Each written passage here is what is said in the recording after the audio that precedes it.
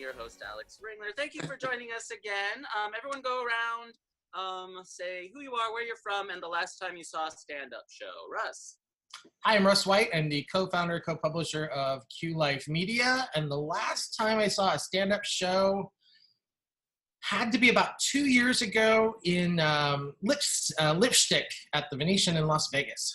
Oh, I like Lipstick. She's fun. And a very happy birthday to Michael Barbieri. Hello. Thank you. I'm dining and entertainment writer Michael Barbieri, calling in from New York City.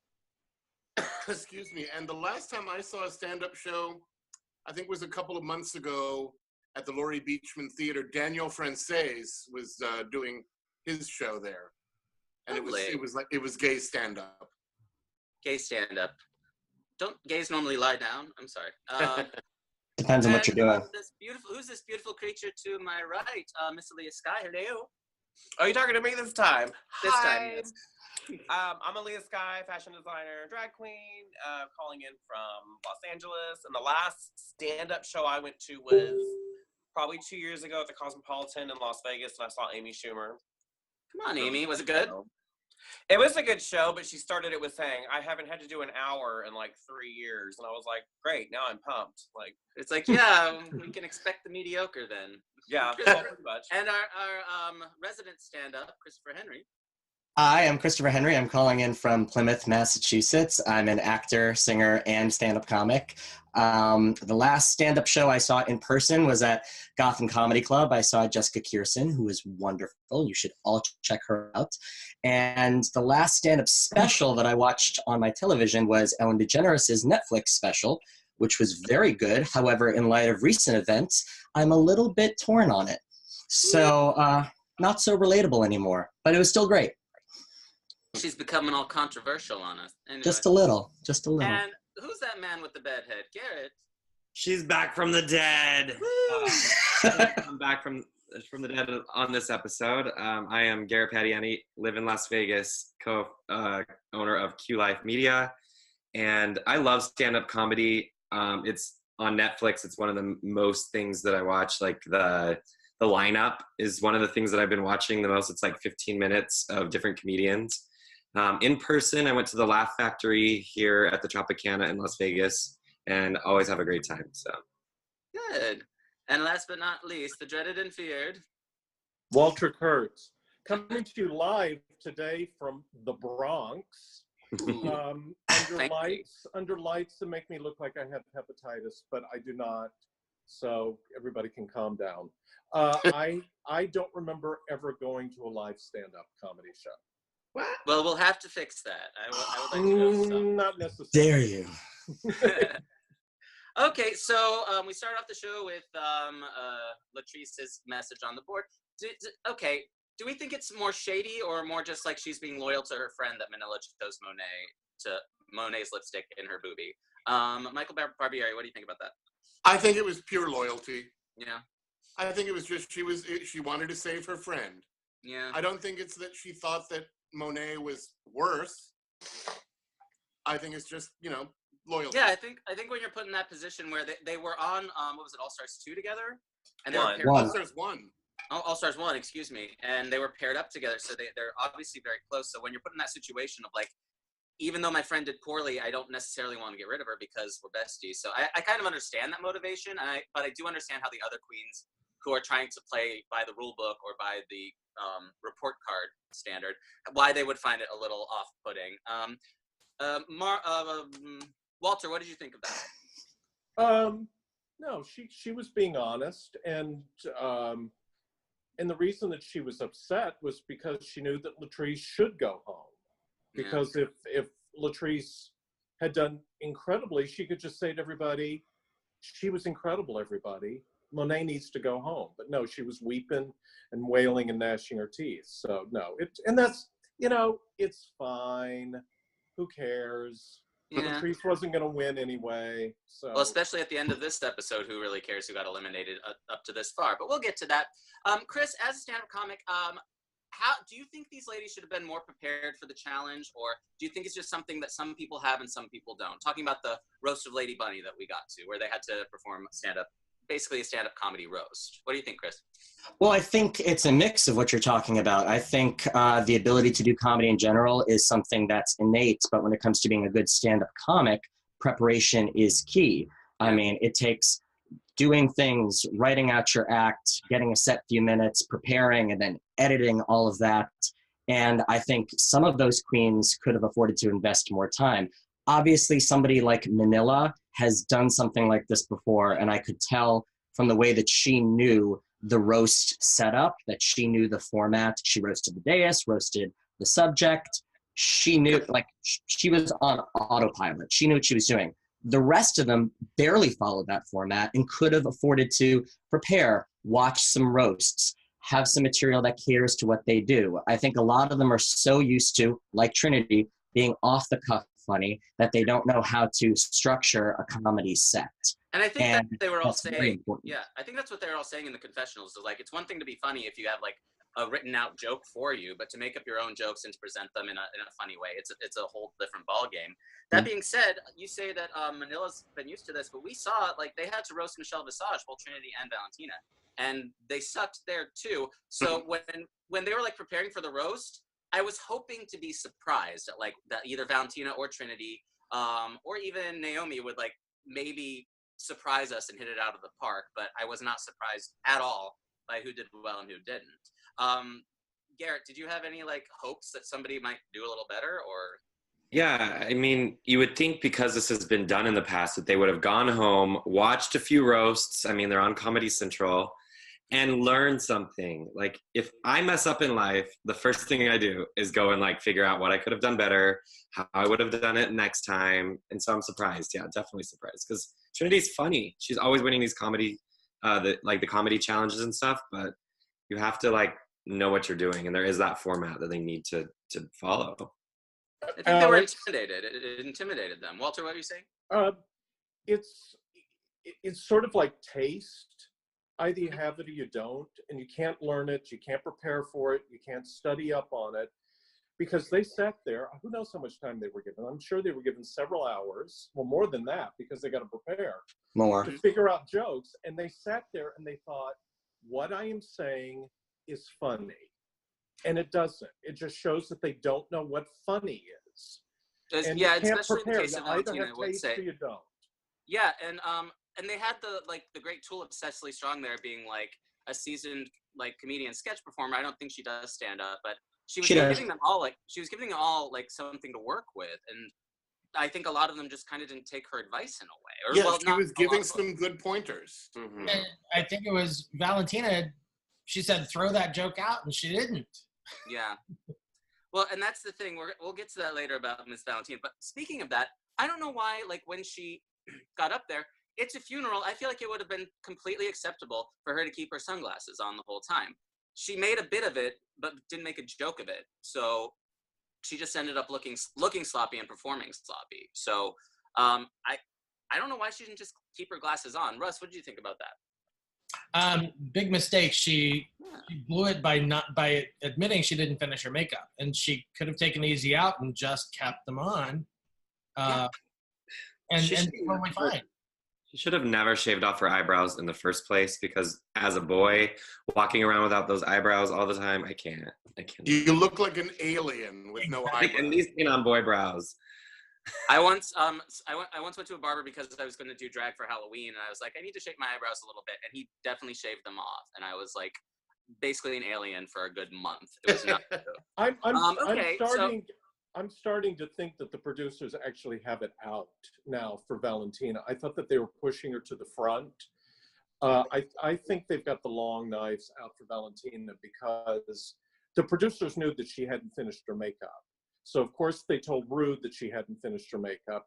And there was absolutely no reason for her to have to take her sunglasses off. She could have kept them on during the entire thing. And Rue told her to take them off so she could clock her. No, so but I think Valentina asked if she could keep them on, or like Valentina brought it up. No, first. But Rue I feel like it was asked her why she was wearing sunglasses and to take them off. There was the sunglasses are a prop. There's no reason for her to tell her to take sunglasses off. We could see her eyes. Yeah. She's trying to relive the mask moment. Yeah, over and feeling every time she does. Yeah. Well, we all know that high maintenance people are a delight to work with behind the scenes for everybody on a television show, Lea Michele. So I'm sure that the producers have nothing against her. Yeah. Well, okay, so obviously we weren't surprised by the challenge. Like Monet was at the top, and so was Manila. They were the beginning and the end, so they were obviously going to be the strongest ones no matter what. Then we get to the runway, and I really loved the runway this week. I thought everyone was really strong. I gotta say my tops were probably Trinity and Monique, even though that's kind of a controversial thing. I liked the inventive use of the blinds and stuff like that. Although I thought everyone was beautiful. What is starting to annoy me about Valentina, even especially with like her entering in her boy looks, is she's constantly telling everyone how expensive and how designer her clothes are. Thank you. Yes. That doesn't great.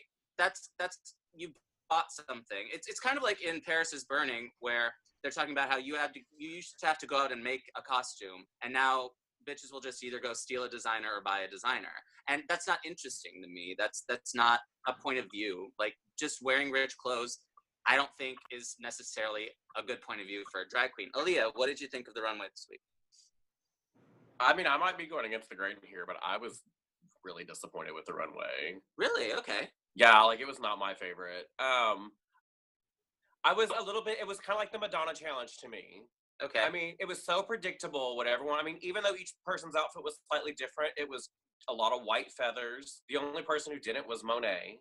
And like, kudos to Monique for like cutting up her damn apartment in blinds. Like, she's not big on the back, but at least she looked cute for being crafty. But I just wasn't impressed. I mean, and I heard some of those girls say that that was probably the best runway that they had did for their season. And so when I watched it, I was anticipating like, oh, everyone's going to be sickening. And I was disappointed. It was so, it's just so on the nose for me. I wish they would have been a bit more adventurous and a little bit more creative.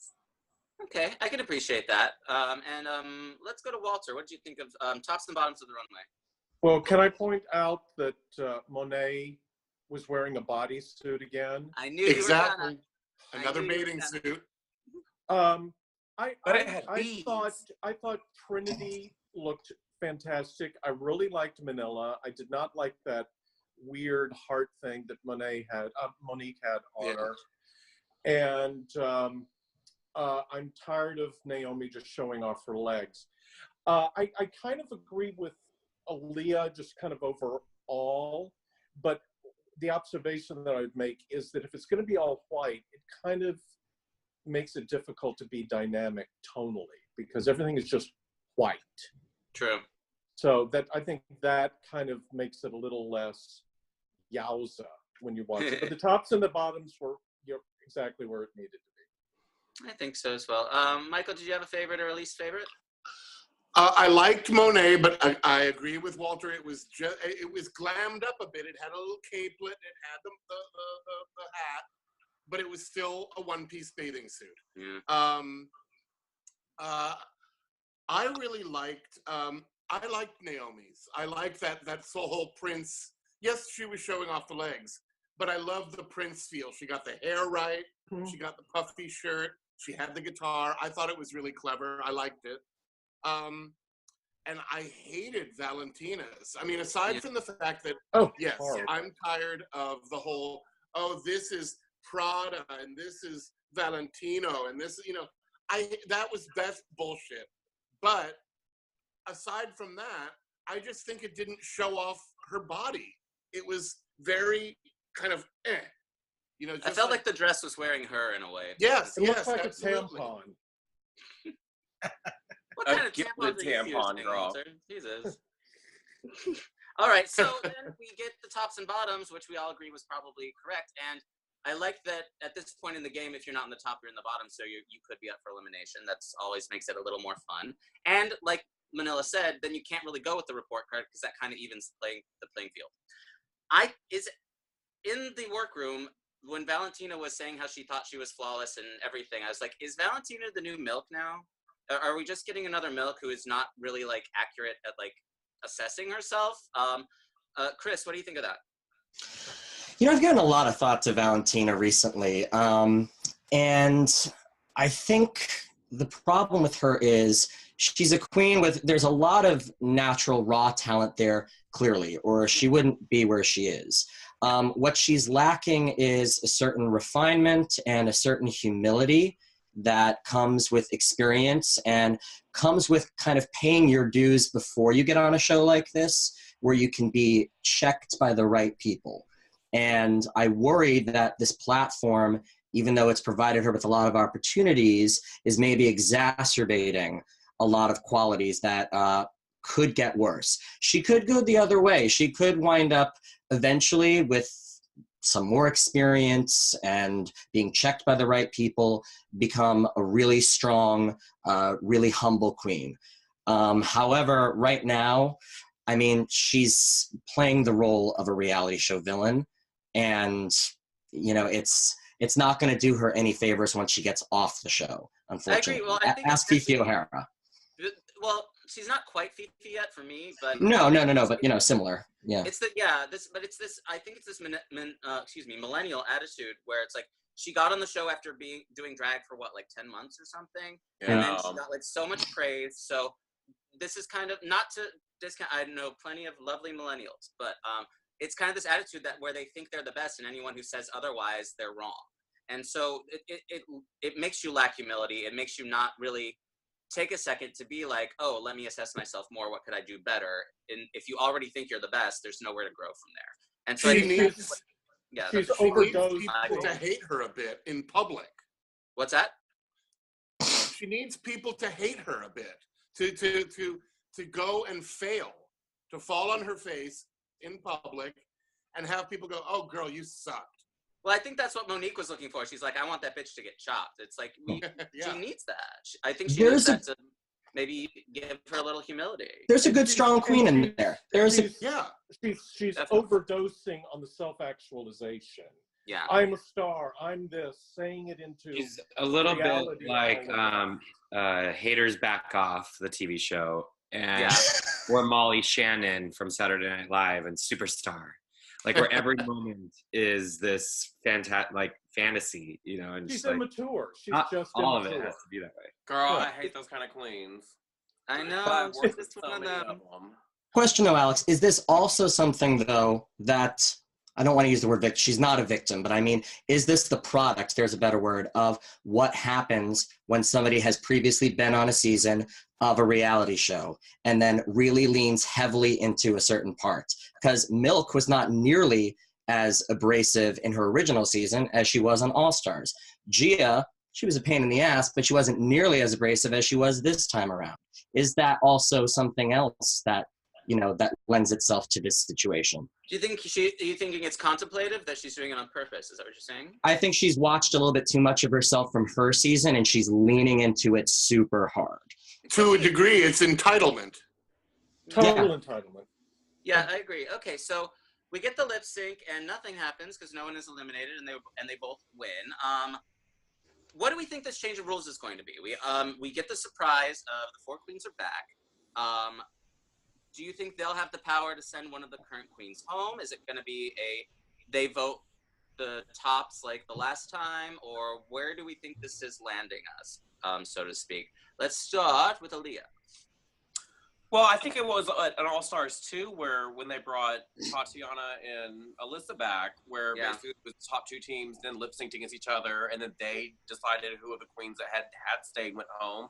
I think it might be something similar to that, or they might just completely change it up. I mean, you never know with this show because they do every season around. There's a twist or something that you don't see coming. I mean, it's the gag effect that everyone's looking for. Which I love about it. Yeah, it keeps it at least not like super predictable because they know that people have kind of figured out the formula at this point, so they have to start throwing some kinks in the work. Garrett, what do you think? When we were watching it, I had said before they announced it, I was like, I think both of them are going to win. Because when they're not competitive against each other, they were almost performing together. Like they went really well together. And then they said that, and I was like, oh my God, they're going to keep both of them and eliminate 2. I was wrong, but it was so exciting. I was gagged when that happened. I was like, yes, what's the drama going to be? But the lipstick had said, get ready to lip sync for your life. So I think they're going to go back to people being in the bottom having to sing to save themselves. Could be, but we saw in the preview for next week, if you watched it, like we saw the returning queens going up to Oh, boxes lip with lip syncs in them. So it's like they might have this Shannon is what get eliminated this week. Walter. this is what I think is going to happen. Okay. You're going to have of the regular cast, you're going to have the top 2 queens, which will leave you 4 of the regular people, and the 4 returning queens are going to choose who they would vote off of the bottom 4, and of the 4 returning queens, they will lip sync for their lives. The person who wins the lip sync gets back into the competition, and their lip sync is the one that sends a person home. That's what I would do. I think that would be very dramatic and awesome. So I kind of hope that happens. Do we have any other theories? Michael? I think Stacey Lane Matthews is going to win. What is up with that? She's there all the time. Why is she there? Girl, every episode she's somewhere. She's like a She needs work. Of drag. I feel like they're like, we didn't want you back for a whole season of All Stars, but you want to come and just like tape a few little things? We'll throw you some money. And she's like, all right. So, I mean, it's kind of weird just like seeing her randomly.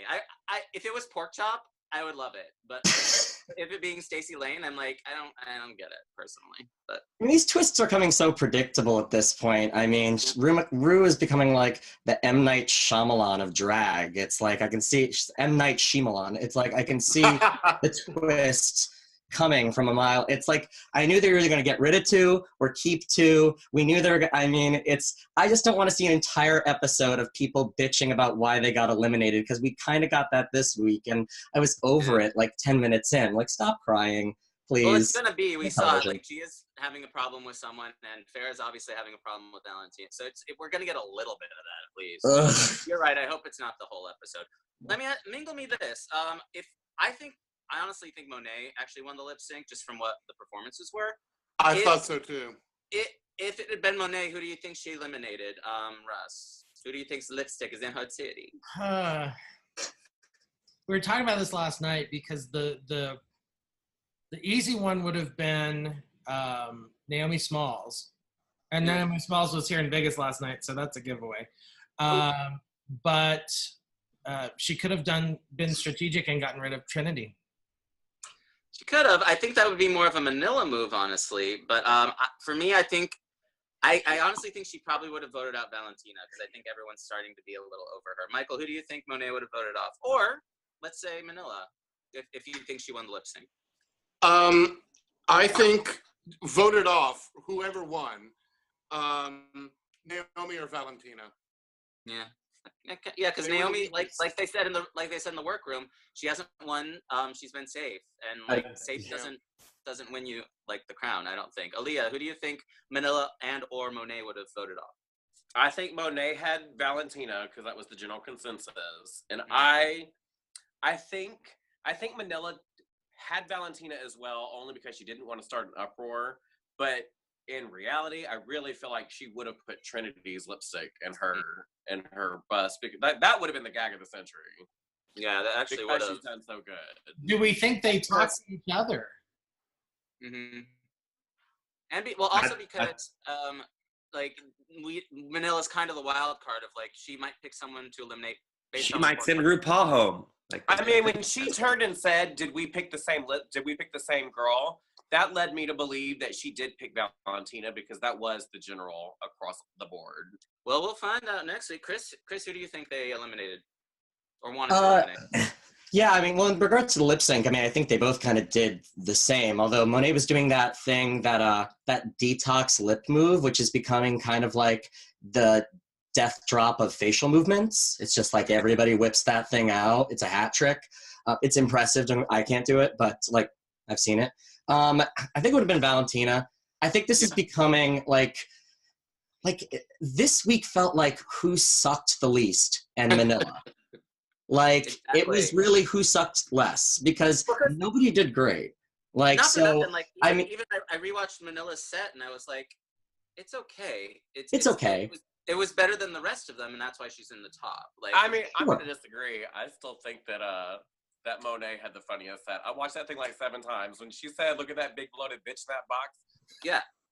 No, Monet definitely had the best set. It's Manila where I was like, she did well, but if the other queens had actually done great, she would have done good. You know? Well, she had a stronger delivery and Monet had better material. It was interesting. But I mean, I think Valentina, like you, Alex, I think it's becoming now, who the fuck are we tired of? Sorry, can I swear on this? Who the fuck are we tired of? Like, Say it and one more that's time. Swear on this goddamn show? What the hell are you talking about? yeah. So I think it's like, it's Gia, it's Farrah, it's whatever. It's who we tired of this week. This week it's Valentina. We're tired of her. Go home. So, and now they're back. She got plenty of internet fans that'll keep her afloat. Anyway, Garrett, who do you think Monet and or Manila chose to eliminate this week? I think they both chose Valentina, and from a strategic standpoint, so they wouldn't have if they both picked the same person, the other person would always have to show their lipstick and then be on the show with that person. I think it would have been strategic to pick the same person. And they could have talked about, honestly. That's what I would have done. Yeah. I don't know. All right, and Walter, who do you think? It's Valentina. I think, once again, I mean, we see, 36 hours condensed into 60 minutes. I think just on a personal level, they're over her, having her around. Mm-hmm. So they're ready to get rid of her. Yeah, I think so as well. So, well, we'll see next week. And also, all rules are off next week. Valentina could send them all home next week. Or we could have the tricks back. Or we don't fucking know. And I love that about this show. It keeps us gathered. So, okay, well, I think that's it, unless anyone has a final thought. No? One little final thought. I'm the final thought. When Rue came in at the top of the show in that butterfly outfit, I was really hoping that Asia O'Hara was nowhere around. Yeah. Oh, those poor butterflies. You know, at least 5 of them died. You know, like, they got the Humane Society calling them now. God, we're going to piss off PETA and Reddit with that, aren't we? Right? They're going to have PETA and the Humane Society backstage at the next lip sync for, the crown, because just in case any animals are mistreated. All right, kids. Well, thank you for joining us this week. I can't wait for next week to see what the fuck happens. Thank you for Did I break the swear seal? On the morning after. You did. No. Fucking did. Just put a little explicit thing. This show is for children, Christopher. It's a family show. All right. Oh, well, you're going to get us banned from morning after. Thank you for watching, Rue. And until next week, my dears. Bye. Bye. Fuck. Should we bleep that?